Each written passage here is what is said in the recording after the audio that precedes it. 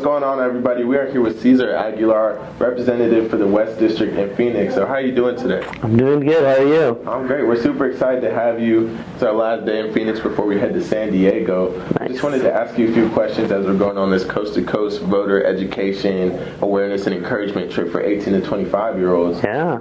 And so the first question I have for you is, how has your, perspective on voting and how important it is to you, how has that shifted and evolved over time? Yeah, no, it's definitely super important. I got super involved in voting and was during college. I got involved in an organization called the Arizona Students Association, and I started out as a organizer, intern organizer, then became regional, then kind of climbed my way up in there. But one of the biggest things that we emphasize with ASA is making sure that you register to vote at 18, and the importance of the 26th Amendment, which gave people the right to vote at 18. All these young people were getting sent off to war, and they had no say about the war. And so they advocated for the 26th Amendment, which gave them the right to vote, and start to oppose people who were advocating for war. And they these people, the young people didn't want to get sent to these wars, and so it was during the Civil Rights Movement, during the student movement.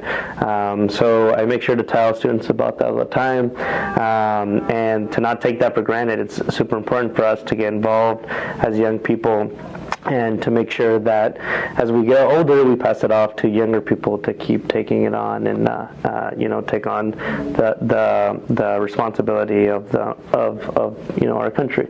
No, that's super important. And so you started with the Arizona Students Association, and then you're here now as a representative for the district. So can you walk us through a little bit more of your, career journey and how you got here?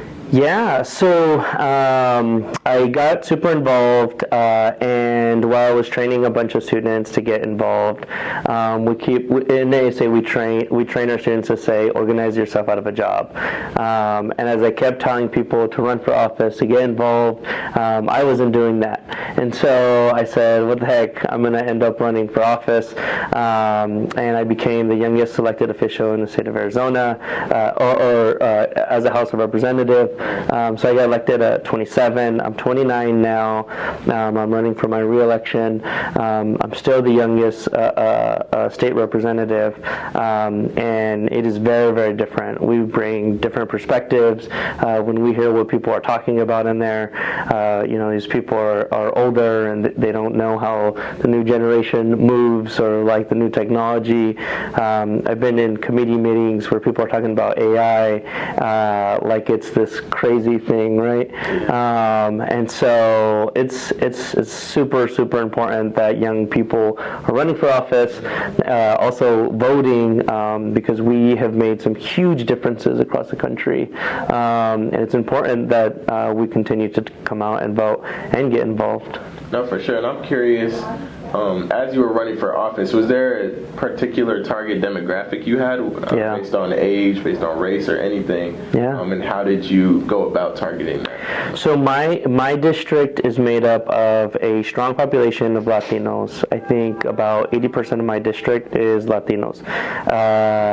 They're a little older than me, but there's a huge demographic of people that are my age with families. So they're young families with adults with kids, and that's how I am. I have two kids, and I started family super young, but that's a majority of what my district is. So it's super important for people that are living in my district also have a representative that is a resemblance of them. So that's That's good. And so yesterday we were at the University of Arizona in Tucson, and so we were talking with a few students. A lot of them happen to be rising freshmen, so just coming out of high school, just turning 18. and so they're getting ready to vote for the first time. And so when hearing some of their, I guess, opinions and perspectives, some of them were kind of concerned and didn't know how to go about voting, didn't know where to get the right information. Yeah. And we kept bringing up social media and how that can be kind of misleading sometimes. Yeah. And so how did you, I guess, leverage that, and how do you see it used, social media specifically, in good ways versus counterproductive ways? Yeah, I mean, I'm not that old, but I feel like things have definitely changed a lot. Social media, like, you can get your...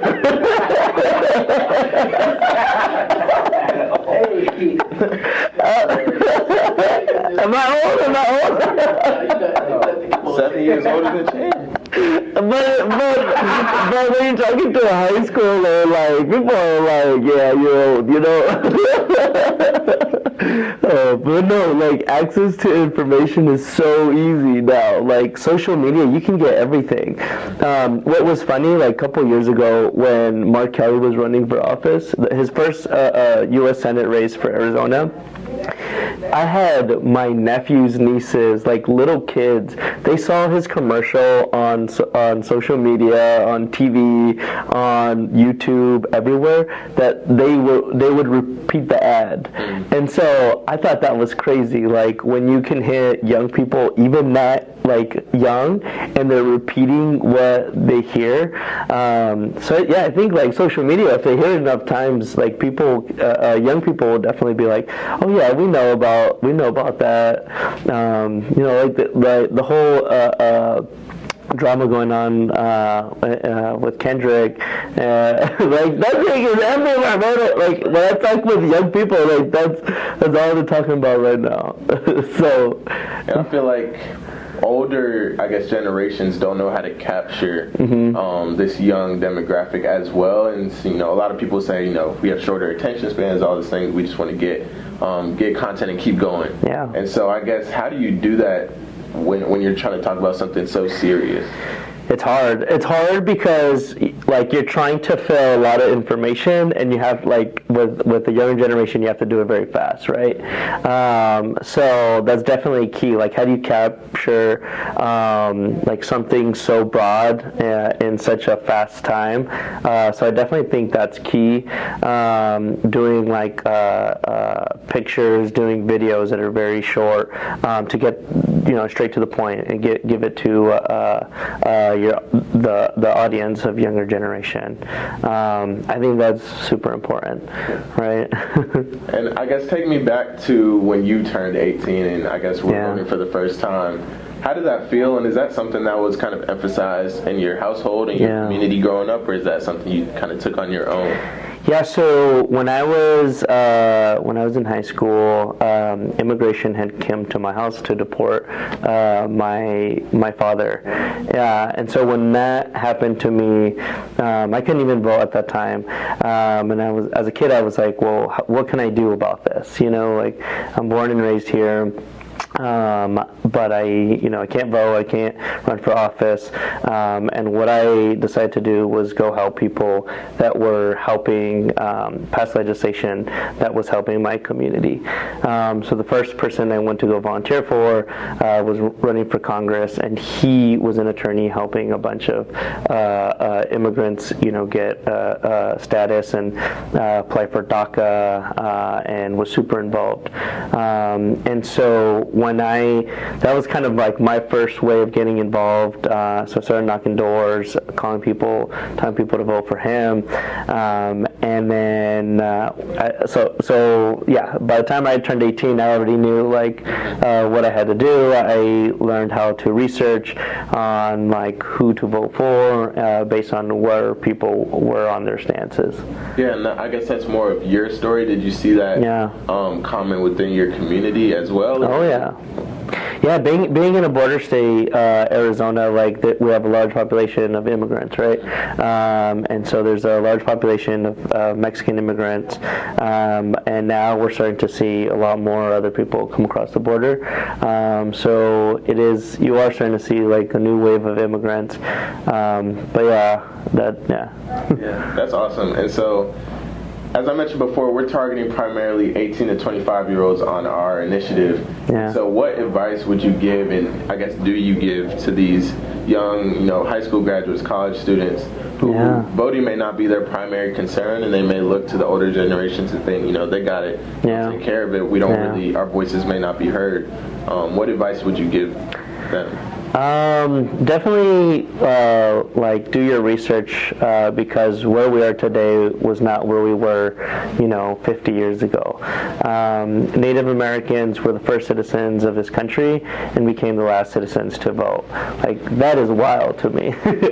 And it's only been within less than 100 years that they've gotten the right to vote, right? That is definitely important. Women's rights are under attack.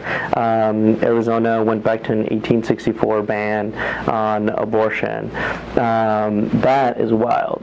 How are we living in 2024 and we're reversing to 1864 when women didn't even have the right to vote? We have seen lawmakers introduce bills that literally can discriminate you, and they legalize discrimination.